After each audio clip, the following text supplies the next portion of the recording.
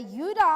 Ayon sa Marites, maagang-maaga daw ang pagbisita ng aktor na si Donnie Pangilinan sabay ng kanyang girlfriend na si Bel Mariano.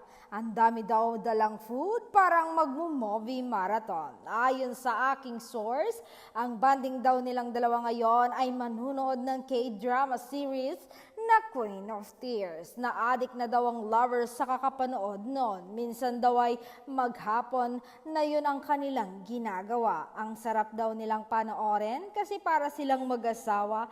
Ang ingay daw ng bahay dahil sa kilig at hiyawan ng dalawa.